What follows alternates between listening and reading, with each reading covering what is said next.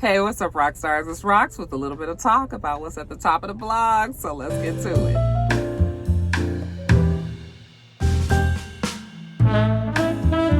All right, Roxstars, before I get started, y'all, I got all these birthday shout-outs that I need to do. First birthday shout-out on the list is to my girl, Ashley Miller. Okay, Ashley Shy Miller on Instagram. Ashley Miller on YouTube. You guys all know Ashley. She is one of the YouTubers who I love to death.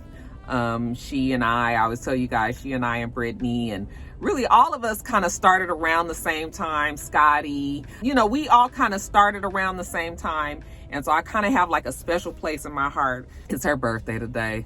And so I just want to say happy birthday to Miss Ashley. I know that she said that she was having a little bit of the birthday blues. So you guys give a special shout out to your girl over there, as well as Sheila Gore, okay, Kia from South Africa, and Rebecca 21. Okay, everybody wanted me to give them a shout out today, and I was just like, Roxanne, don't forget. Now, you can't get up here and give Ashley one and not give the rest of them theirs too. So those are the other three, my rock stars out there who've been watching me and, you know, asked for the shout out. So you know what, there you go. All right, so that's all I wanted to remember. Let's get on with the rest of the video.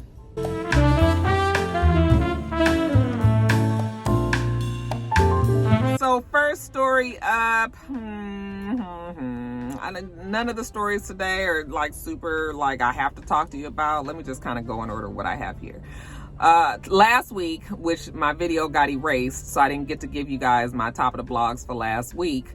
But I did discuss the divorce, the impending divorce on Tyrese and his wife. Oh God, what is her name? I can't think of it. What is her name? Samantha? Okay, anyway, Tyrese and his wife are getting a divorce, okay? We remember when Tyrese and his wife got together, it was right in the midst of him going through all of that shit that he was going through on social media when he was trying to get custody of his daughter. Remember him and his former baby mama. I think they were married. Were they married at one time? They were going through, and remember he was crying on there because he, you know, he was having all these problems and he just wanted his daughter and all of that. Okay, what more do you want from me? You guys remember that, right? Okay, well, him and his wife ended up getting together right at that time, and we was like, girl, it must take a special kind of woman to be with somebody like Tyrese. He just looked like he a whole bunch of fucking work. You know, back then when all that was going on, it just seemed like day after day, like every few days it was something else with Tyrese and social media. But then, you know what, the court case got settled. Him and the baby mama came to some sort of agreement. Then he got with his wife and he seemed to be happy with her. Then they did have a baby. So then I was like, okay, he finally got, you know, got his groove. He's feeling good about being with his wife. We didn't hear nothing really from Tyrese, you know, and that was that. Well, I told you guys a few weeks ago that he just out of the blue had posted some weird comment about, you know, loving people and then realizing that they don't love you, and then there's no love lost, and you know how, you know, it frees him up and he ain't got to worry about this person no more and all this. And I was like, oh something is wrong. Something is wrong, y'all. Tyrese posted that, but it came out the blue. Nobody really knew what he was talking about. But then now we find out that him and the wife are divorcing, and I was like, okay, now it makes sense. So he was really talking about his wife, and he was kind of having one of his moments, okay, where he became Cry-Reese. I saw that on somebody's Instagram page, y'all. They called him Cry-Reese. But anyway, I was like, okay, he most likely was talking about the wife when he was talking, you know, when he posted that post. Well, now we get more information on why they are getting a divorce, you guys. And it turns out that I guess Tyrese and the wife had been having some problems. He was out of town filming a movie, and supposedly when he came back, they got into some sort of confrontation, and he put her and the baby out. Okay, put them out the house out here in Atlanta, I believe, because they have a house here in Atlanta and one in LA. But I think they were staying here when he put her out the house, changed the locks, and had cut her off financially. So she said that she was left to fend for her and her baby, that he had abandoned them, basically. He's saying that he did not do that. And she is saying that, yes, there's been problems and they've been arguing, and that is the reason why they are getting a divorce, because he had been kicked her out and didn't want to have nothing to do with her. Okay. It sounds very much like a Tyrese kind of thing to me.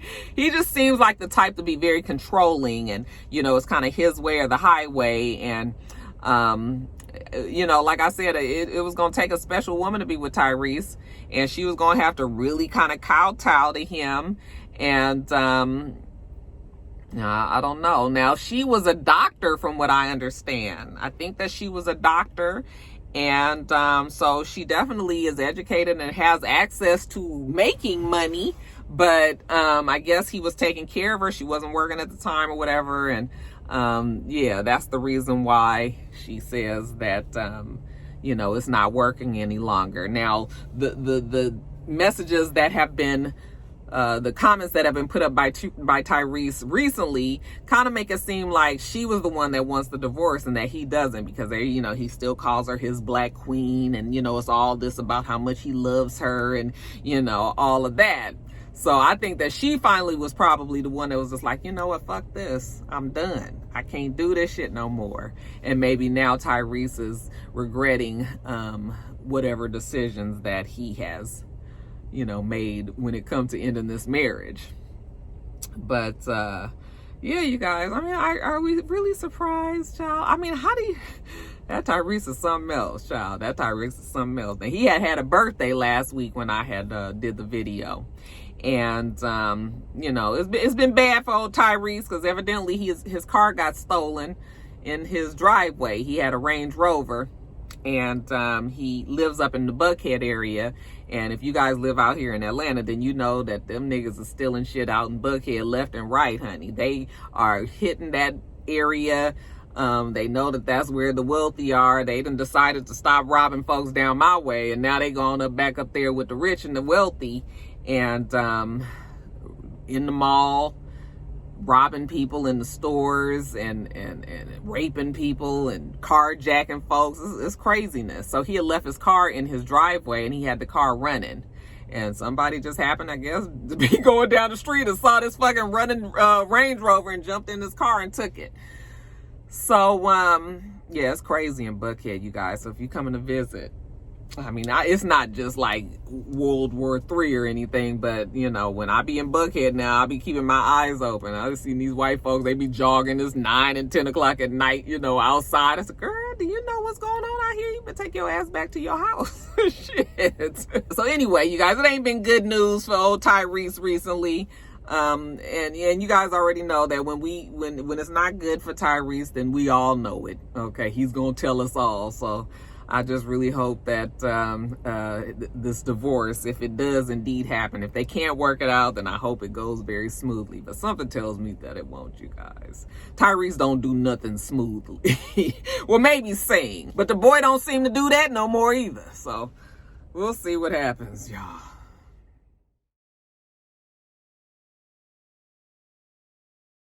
One of the big stories for me, at least this week, was Eric Jerome Dickey's passing. He was a black author. I mean, if you guys are around my age or maybe even younger, Eric Jerome Dickey's books were very, like, African-American literature was not hugely popular before, like, mid-90s. That was when kind of the explosion of the Sister Souljah, Omar Tyree, Eric Jerome Dickey, Carl Weber. Like, it was a group of black authors at the time who were writing these books about the black experience. You didn't really see that happening before then, or at least if it was happening, it was not popular. So Eric Jerome Dickey, to me, was one of those pioneers that kind of formed the genre of African American literature. Okay. And, you know, we all was reading his books when they Sister and all of, when they first came out. You had to read Eric Jerome Dickey's books. They were, you know, slightly romance, sometimes erotica, sometimes, you know, just kind of talking about, you could relate because it felt like you knew these characters. He wrote that well. And I remember going to see him. I had wrote, you guys, I wrote a book called Full Circle, and at one time I just really wanted to be an author. I still have that dream, but it's just been put on the back burner. But this year I really am trying. I ain't telling y'all to be asking me about my book or nothing, okay? But I do know that I still would like to have that book put out because I'm proud of it, because I actually thought that it was a very good story. But anyway, I was inspired, and he was having a book reading at Zara's Books and Things in Inglewood, right over by Ralph's. And me and my friend Crystal went. Crystal was like my biggest cheerleader back then. I would write my book, and I would, you know, send the fax the chapter to her so she could read it. So she like read it along the time that I was writing it, and she was like, Roxanne, it's so good. Like, this is, you really could be an author. So I was inspired. So we went to his book signing, and I remember after he did his reading, and he asked people if they wanted to come up and talk to him, and I went up there and spoke to him, and he was very, very nice. And he, you know, just told me that I needed to really invest in it if that's what I wanted to do, and I should take some writing classes. He was like, but, you know, some people just really have the gift of writing. Writing classes help those who really have that gift. You know, it enhances them. But if you have that gift, you have the gift. And I just honestly felt like I had the gift, you know. So I am upset with myself that I haven't pursued that. But anyway, you know, he just really gave me some encouragement, and he was very nice. And I didn't feel, because I also met Michael Baisden one time, and he was so flirtatious. And it was just sort of like, do you have these reading things just so you can talk to women? Or, you know, are you really trying to meet with your fans and, you know, whatever? So Eric Jerome Dickey was, you know, the consummate gentleman, very, very nice, you know, gave me some words of encouragement, really did tell me what I should do. I always remembered that. But over the years, I haven't read as many of his books, but I read most of all of his books at the beginning. But then over the years, I had stopped reading altogether, so I haven't read his books. But they said that he wrote 29 books. Evidently, he had been sick for a long time. When they announced that he had died, his publicist announced that he had died. They didn't say what he had died from. They just said a long-standing illness. But I did finally read that he died of cancer. I'm not sure what form. But yeah, you guys, just sad. I mean, starting off the year like this, like, I mean, we only on January 6th, January 7th, and shit like this has been happening. Like, all the stuff that's been happening just in the past few days, it's just like, oh my God, 2021 feels like it's going to be quite tumultuous, you know, as well. And starting off with these deaths like this is just, yeah, it's too bad.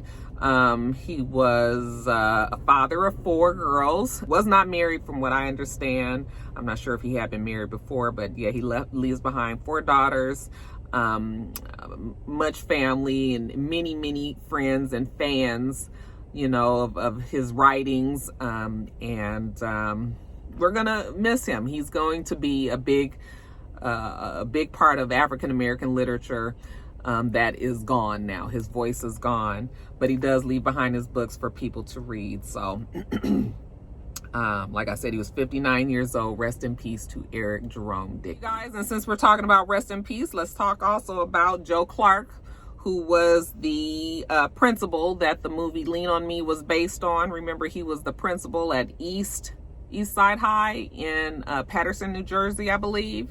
And he was credited as the principal, the no-nonsense, you know, former military drill sergeant who turned teacher turned principal, who came into that school and turned it around and got rid of all of the quote miscreants, leeches, and parasites end quote. And remember in the movie, the lady was mad that he would even talk about their kids like that, and he was like, but that's what the fuck they are. Okay. Evidently the school that he was in charge of was ran over with drug dealers and just a bunch of students who had no desire to really be in school. They were there to sell their drugs and just to kind of hang out.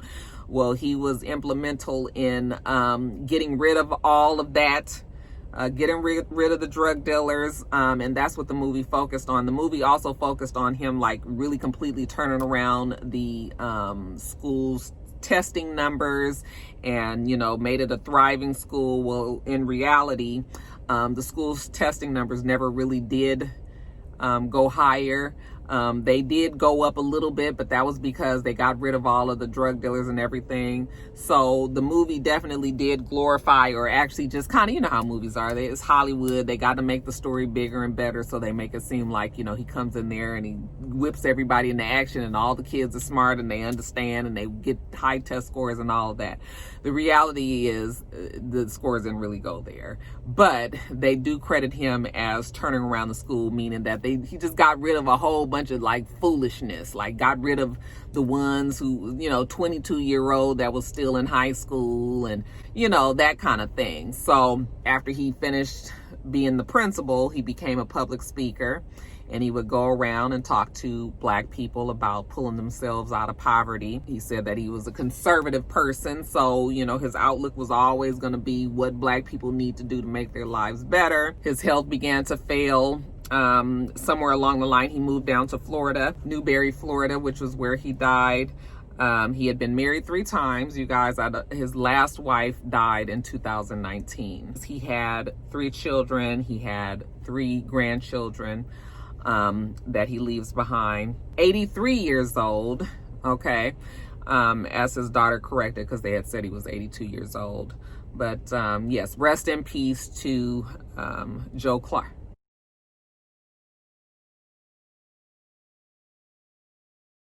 Okay, you guys, next story. So Caesar Emmanuel from Black Ink, okay, the original Black Ink in New York. Evidently his 16-year-old daughter Cheyenne got onto Instagram on January 2nd and held alive and said that her father had physically abused her. Said that she was in the shower, he was drunk. She said that he snatched her out of her shower. She was naked. She said that he stomped her like she was a dog on the street, okay? And that she obviously, you know, was not lying about this, that there had been a police report done because the police was called out, and that he had done this. All right. Now, when she posted that, then Caesar's girlfriend, I guess her name is Suzette. I don't watch Black Ink, so I don't watch the New York. I've never really watched it. I know the characters, but I never really watched the show. So, but he's got this girlfriend, Suzette. And I guess him and Suzette and this daughter have been through some issues, and the original baby mama have had some problems before. But in this case, Suzette said that she goes onto social media and say that her and Caesar took the girl in, and when they got her, she was overweight, 60 pounds. They made sure she was in the gym. They got her meal plans, you know, that they had taken care of her. You know, she wants $600 wigs, but she don't want to wash the dishes. I'm thinking to myself, like, she's 16 years old. What 16-year-old likes to wash the dishes? Like, kids that age don't want to do nothing. You have to be on them to do everything around the house, you know? So Suzette is going on and talking about this girl. Basically said that she was spoiled. And while I was reading the article, I was like, first of all, this ain't even your child. Like, why are you talking on her? You know, regardless of how she is. I realize that you with Caesar and you have to deal with the daughter, but you're not even the wife. You just the girlfriend, and you feel like it's okay for you to get on social media and talk about this young 16-year-old girl like this. So, of course, when I was reading it, I was like, well, I know they was giving her the blues on social media. And I guess on Shade Room, people were like, why the fuck is it okay for you to talk about this girl like this? Okay, like, where's Caesar?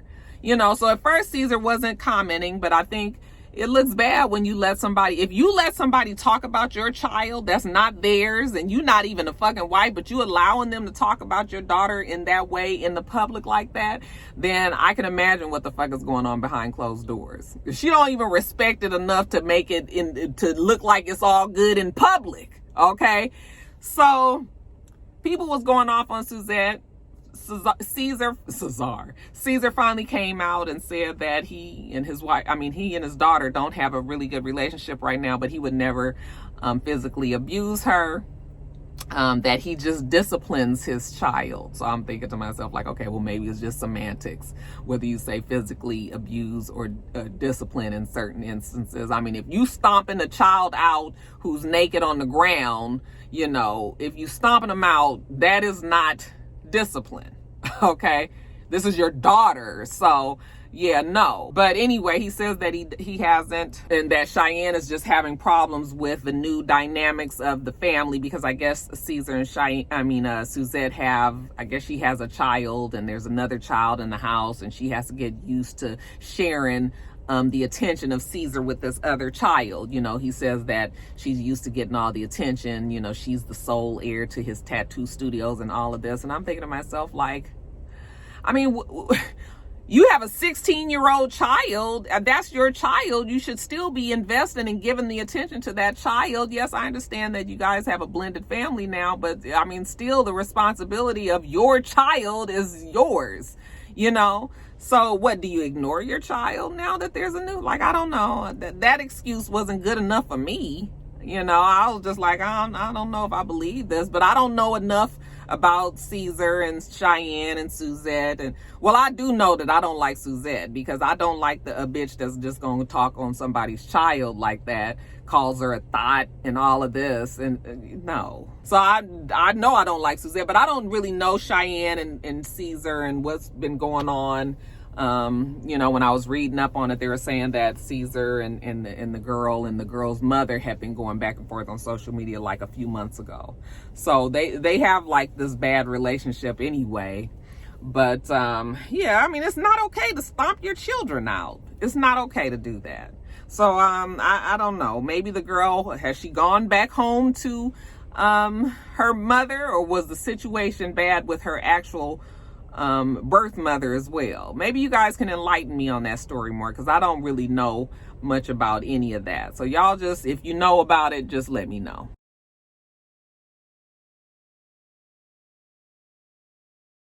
All right, you guys. So DrDre, prayers up for DrDre, who had a brain aneurysm the other day.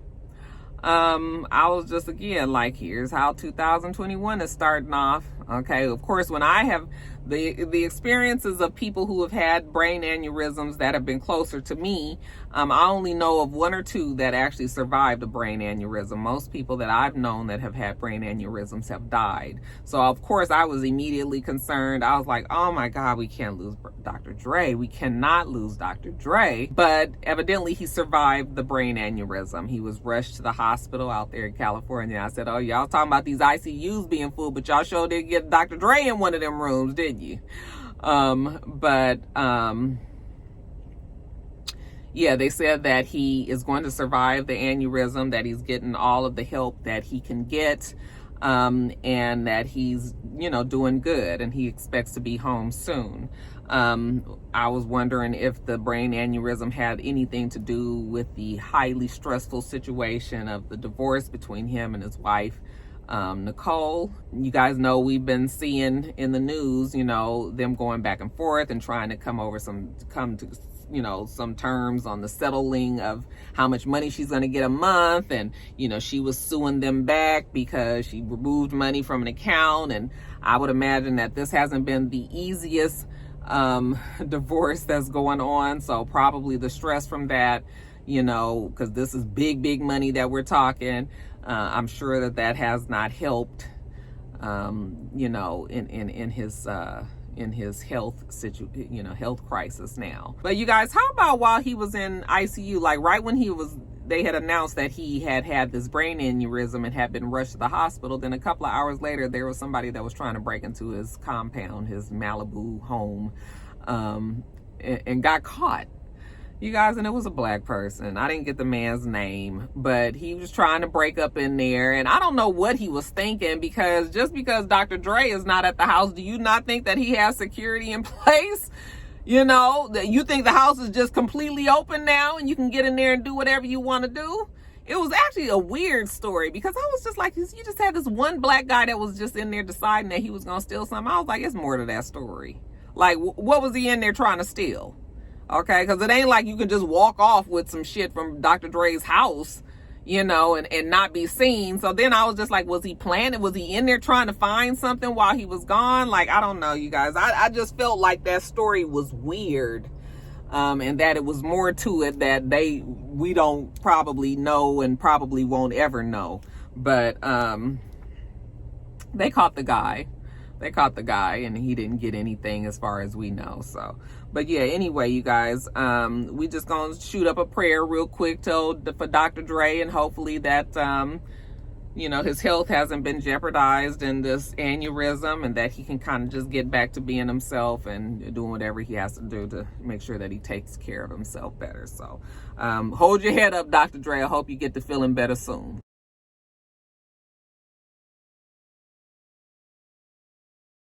Eminem had a song out. Well, he did a song in 2009. And in the song, he talks about Rihanna. Well, actually, he says that he sided with Chris Brown. Actually, the line goes, of course I side with Chris Brown. I'd beat a bitch down too. And in this 2009 song, the song was never released. That line never happened. But evidently he recorded it. And he knew about the song. A couple of years ago, he had a song that he put out called Zeus. And of course, this is after the fact that he had been on drugs heavily, and he's been through rehab, and now he's like a clean rapper.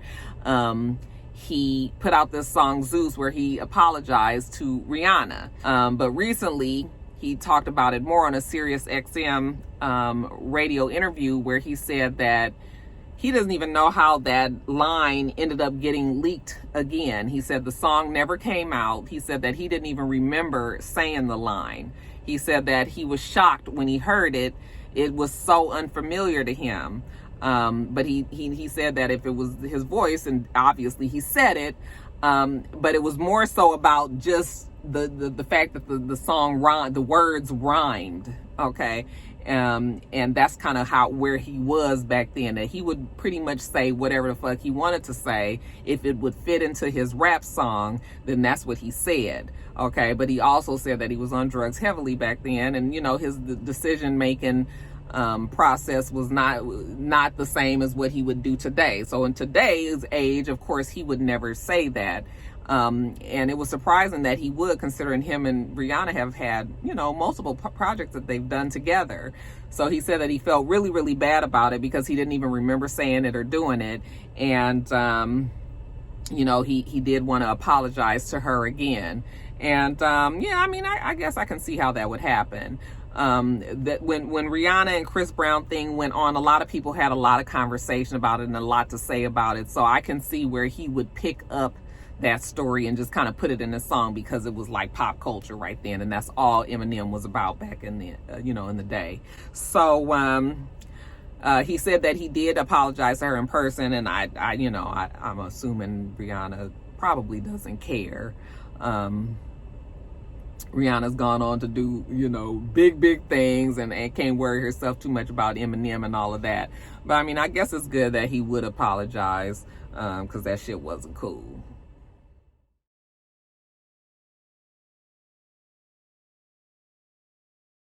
All right, you guys, Prince's estate.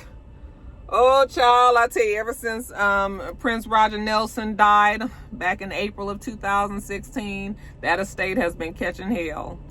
His siblings have been dealing with his probate, because you guys know that he died and he did not have a will. And we knew the tremendous vault of music, and just his worth, you know, having to try to sort through that. When he died unexpectedly, you guys remember he died from an accidental fentanyl overdose.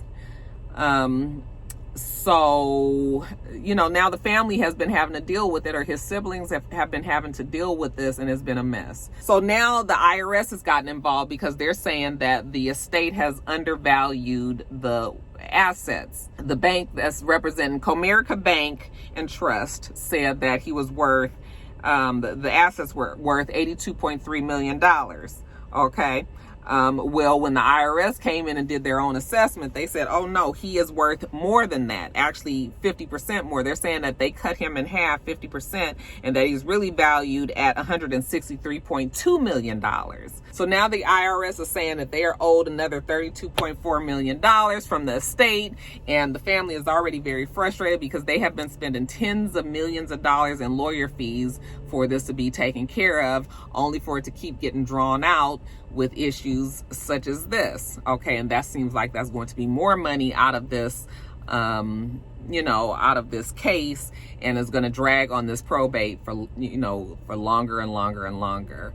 I'm not sure if I think I kind of remembered them saying that one of the sisters was in charge of the estate and she wasn't doing it right, and, they wasted a lot of money and, making some bad decisions and all of that. But it is a mess. Anybody who thinks, well, you know what, when you die, you think that everything would die along with you. Okay. But that's like if you just talk about just like me or something. All right. But when you are somebody like a prince, who has all of this legacy behind them and a lot of money behind him, then of course, Uncle Sam, IRS, they still want their fucking money. Okay.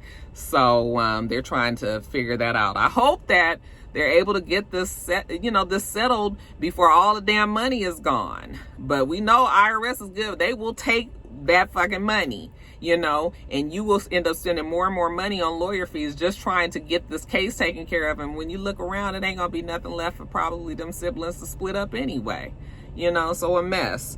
And always a reminder to us that we need to be prepared and we need to have living wills for, cases just like this, because we've seen it over and over and over again, of people dying unexpectedly and then the family having to root through all of the shit and, the stress that comes along with that. So the fight looks like it's going to drag on.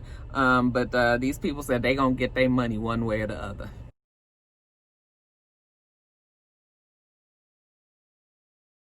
All right, you guys, so they say that Kim and Kanye West are getting a divorce. I know Kanye is actually retired, but I'm just going to go on and give you guys this story because it's so ridiculous. I don't even know if I believe it, but let me just tell you what they're saying, why they're getting a divorce. The big story right now is saying that Kanye West had been messing around with Jeffree Star. Now, you guys know who Jeffree Star is, right? He is the makeup guru on YouTube. And, people don't like too much. There's some people that don't really like him because he's racist and he's said racist things in the past. But evidently they're saying that Kanye might seem to be a lot of things to me, but I've never gotten gay vibes from Kanye. I just haven't. Okay, maybe my gay rock stars out there, y'all can put me up on game if I missed that turn, but I really don't see it. But they're saying that he supposedly had an affair with Jeffree Star. Jeffree Star had posted something about he's ready for Sunday service, and people said that was what took that to mean that he was having an affair with Kanye. And of course Jeffree Star would like to have all of the attention that he can, I'm supposing. So he's just going to not say anything, yay or nay, and he's just going to get the publicity off of that story or whatever. But I don't believe that. But that's the story that's going around, that he's messed with Jeffree Star and a child. Kanye. Now I can imagine Kanye messing with some other woman, because Kanye strikes me as like a highly sexed type, or at least used to be, before he had his family and everything. But I don't know if Jeffree Star, I don't believe that one. But you guys, that's the story that's going around. But do you believe that Kanye and Kim will be getting a divorce? You keep your eyes open, but they say that them two are donezo. It's a wrap on that.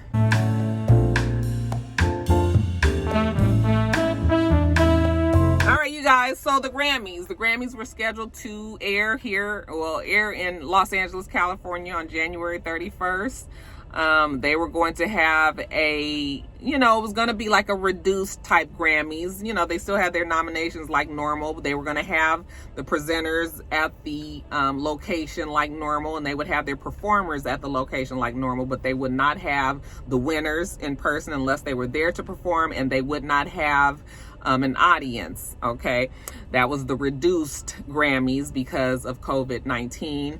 But now, because it is so bad in Los Angeles, California, they have decided that they are going to postpone the Grammys to March 14th, I believe is the date. And I'm assuming that they're probably going to postpone the Oscars. You know, this is award season, and I think everything is probably going to get pushed off. I don't even know why they haven't the Oscars, because ain't no movies been released. So, I mean, they haven't said if they are going to do the Oscars, but that was some talk for a minute, like whether or not they would even do them. But I was just like, ain't no movies. I mean, unless we're talking about streamed movies, and I don't know if that's the same for me. So, but yeah, so they postponed it because they're trying to look out for the safety of others. And of course, there's a lot of drama going on behind the scenes with the Grammys, you know, with white artists boycotting, and you know, them saying that black people have been shut out and not nominated. But that has been going on with the Grammys for years. The Grammys have tried over the years to make some changes, but they ain't tried hard enough, because it's still the same shit, and they still ignore like urban and rap artists and things like that are such huge factors in music today, really in almost all genres. So you know, people still talk about how they're going to boycott the Grammys. And yeah, so that's what's happening with the Grammys there. They ain't having it January 31st. We'll even see if it happens in March, because it's bad in California. Are y'all sad that the Grammys is getting pushed off? I don't really care about the Grammys, but I am going to be sad if the Golden Globes and the Oscars don't happen. I mean, it's not probably, but I mean, I did take it. The Golden Globes could possibly, but the Oscars really probably won't. But yeah, it's just sad, because nothing is the same, and it won't be the same for like a long time, y'all.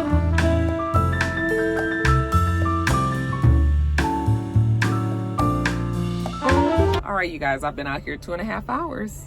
It's time for me to get the fuck off of here, you guys. We do this every single week, so make sure that you rate, comment, and subscribe, and make sure you come back.